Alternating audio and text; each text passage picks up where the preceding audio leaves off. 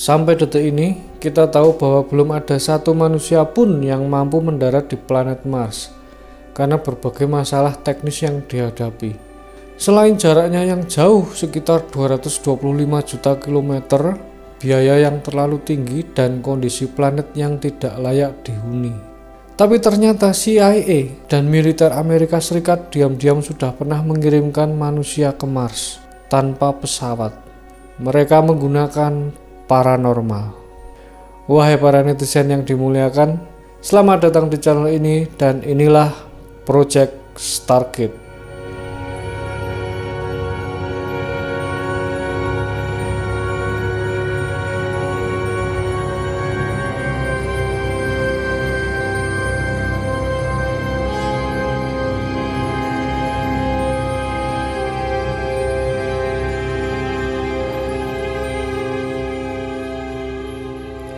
Kisah ini dimulai saat Perang Dingin antara Amerika Serikat dan Uni Soviet. Ada cerita yang sangat konyol, di mana pada tahun 1950 sampai 1960-an, Soviet bereksperimen dengan menggunakan gelombang radiofrekuensi rendah buat mengendalikan otak hewan, terutama anjing. Penelitian ini dilakukan dalam upaya persaingan teknologi selama Perang Dingin. Kemudian pada tahun 1960-an, CIA meluncurkan sebuah proyek yang dinamakan Operation Acoustic Kitty. Sebuah eksperimen yang menjadikan kucing sebagai mata-mata dengan menanamkan mikrofon dan pemancar radio ke dalam tubuh kucing dan antena yang tersembunyi di ekornya. Tugasnya adalah buat mensadap atau nguping pembicaraan orang-orang Soviet buat ngumpulin informasi. Akhirnya uji coba pertama dilancarkan dengan mengirimkan kucing di taman untuk mendekati dua orang agen Soviet yang lagi ngobrol di taman. Dan rumor mengatakan operasi ini menghabiskan biaya sebesar 20 juta dolar. Dan lebih konyolnya lagi, hasil dari operasi ini hanyalah suara klakson taksi. Ya, karena setelah kucingnya dilepas dan belum sampai ke target, kucingnya ketabrak taksi. Pada tahun 1970 sampai 1980, Uni Soviet meluncurkan program penelitian ESP. ESP itu singkatan dari Extrasensory Perception. Semacam indera keenam gitulah. Telepati, prekognisi, membaca pikiran, dan telekinesis. Buat tujuan spionase atau mata-mata rahasia. Dan CIA nggak mau kalah. Akhirnya mereka mengembangkan program mereka sendiri untuk melatih mata-mata paranormal. Singkat cerita, tidak lama kemudian CIA, militer AS, dan Badan Pertahanan Intelijen mendirikan fasilitas rahasia di 5 lokasi. Fort Meade yang ada di Maryland yang menjadi pusat dari proyek ini. Kemudian Universitas Virginia, SRI Internasional yang ada di California, Fort Bragg yang ada di North Carolina, dan berbagai lokasi di Washington DC. Dan mereka merekrut orang-orang yang mengaku punya kemampuan ESP. Tapi CIA lebih fokus pada orang-orang yang mampu melakukan remote viewing. Jadi remote viewing adalah istilah paranormal yang mampu melihat dan menggambarkan apa yang mereka lihat di lokasi yang lain. Dan pada tahun 1976, seorang eksekutor bom Rusia jatuh di Kongo. Dan detail kecelakaan itu dikirim ke para cenayang. Di sana seorang paranormal atau cenayang menggambar peta dari pesawat yang jatuh di Kongo itu. Dan unit paramiliter dikirim ke lokasi tersebut dan mereka menemukan pesawatnya. Akhirnya CIA yakin dengan kemampuan mereka. Jadi setelah itu berbagai proyek paranormal mulai dijalankan. Pada akhirnya proyek ini difokuskan ke Fort Meade di Maryland yang merupakan pusat dari proyek ini. Dan lahirlah Project Stargate yang berjalan selama 17 tahun yang akhirnya dibubarkan pada tahun 1995 karena dianggap tidak konsisten dalam memberikan keakuratan informasi. Tapi dalam 17 tahun itu, remote viewer CIA sudah digunakan dalam berbagai jenis proyek dan mereka memberikan hasil. Para pasukan remote viewers berhasil menemukan brigadir yang disandra di Italia oleh Soviet dan korban sandra saat krisis Israel. Mereka menemukan lokasi rudal Scud selama Perang Teluk, dan bahkan para remote viewer melihat masa depan serangan yang akhirnya terjadi di WTC yang ditabrak pesawat di tahun 2001 itu. Walaupun informasi ini diabaikan oleh pemerintah. Tapi semua informasi ini bersifat rumor ya. Tidak ada informasi resmi dari CIA. Pada tahun 1989, seorang remote viewer bernama Angela Ford diminta untuk melacak mantan agen bea cukai yang sedang melarikan diri. Dan dia bisa kasih informasi bahwa target ada di Wyoming.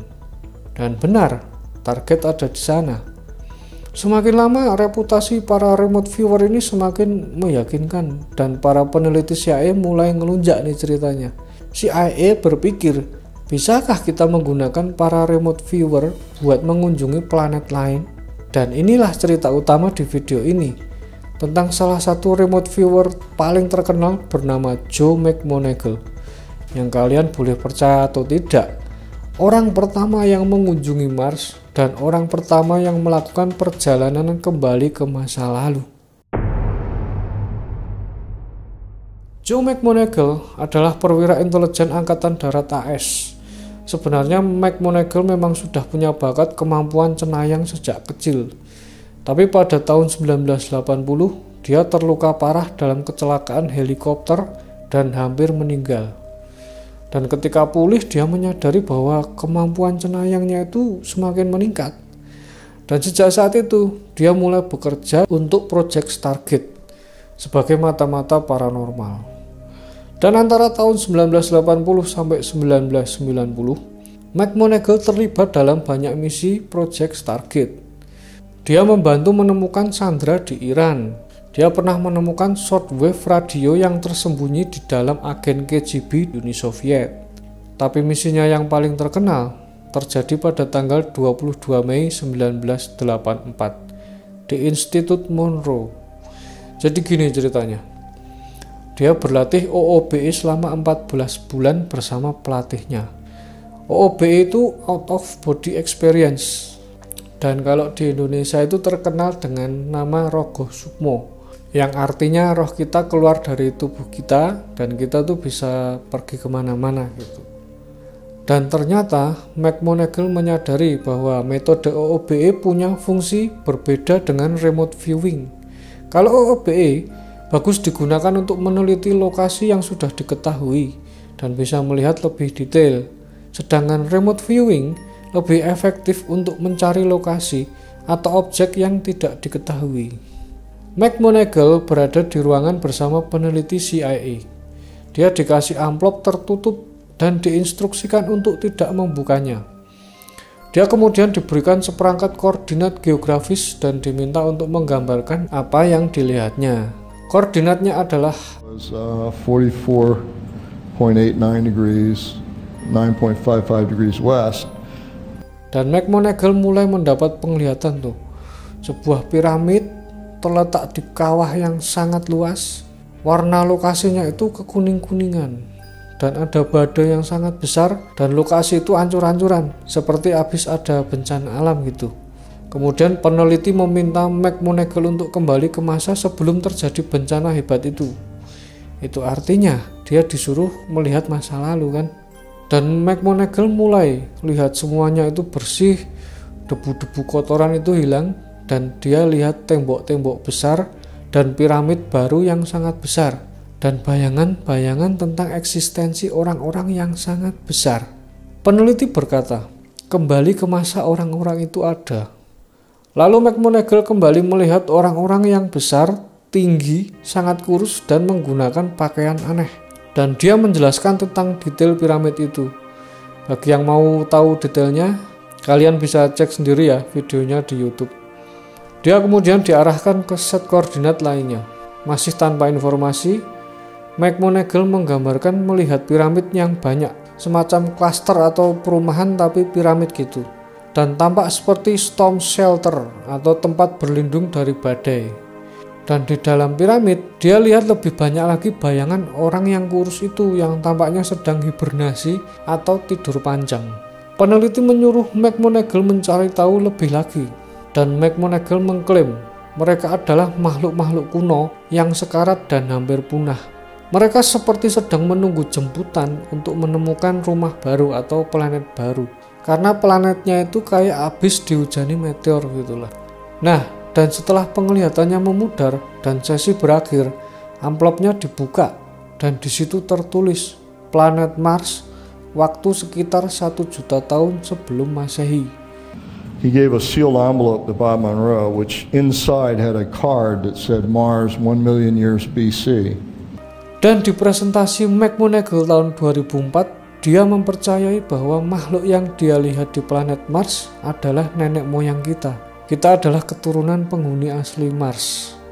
What I think in actuality, there really are no such thing as Martians. What I think Martians are is us. I think we're descendants of the original inhabitants of Mars. And we're the ones that never went back. Ya, cerita ini fantasi banget ya. Tapi informasi ini berasal dari kumpulan dokumen CIA tentang Project Stargate dan proyek rahasia lainnya yang sudah dirilis ke publik. Dan ada rumor mengatakan total dokumennya itu mencapai 12 juta dokumen. Ketika dia pensiun dari militer, dia dianugerahi banyak penghargaan atas pengabdiannya yang luar biasa. Dia menulis buku, memberikan ceramah, dan dia adalah bagian dari proyek penelitian yang sangat penting. Sekarang dari ratusan misinya, memang tidak semuanya itu berhasil. Tapi menurut data dari CIA, McMoneagle punya successful rate sekitar 20%. Project Stargate ditutup pada tahun 90-an, tapi itu bukan berarti akhir dari penelitian ISP.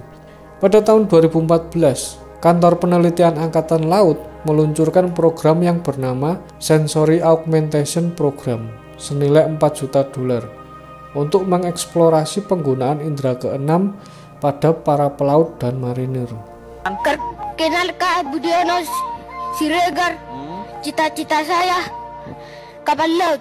Dr. Edwin May, mantan kepala proyek Stargate, terus mengatakan bahwa ISP adalah alat yang sah untuk intelijen militer. Dan dalam organisasi intelijen militer dan pemerintahan AS, banyak orang yang mendukung penelitian tentang paranormal. Bagi saya pribadi, ya saya percaya dengan kekuatan supranatural. Karena kebetulan almarhum paman saya atau encik saya, ini fotonya, dia punya kemampuan seperti orang-orang ini. Ya, kalian tahu kan, cukup mirip. Dan lewat paman atau encik saya juga sudah melihat dengan mata kepala sendiri bagaimana kekuatan supranatural itu bekerja. Dan itulah kisah dari Joe McMoneagle, salah satu dari ribuan dokumen CIA. Itu artinya masih banyak lagi cerita yang bisa saya bahas, ya kan? Thank you ya yang udah nonton sampai akhir. Dan seperti biasa, inilah saatnya kalian tekan tombol subscribe dan follow sosial media saya yang lain. Terus ini ditonton ya yang belum nonton. Sampai saat ini masih jadi topik paling mind blowing di channel ini. Oke, next video mungkin saya akan bahas Dark Side of the Moon. Oke, tunggu aja ya. Bye. Dah, bubar.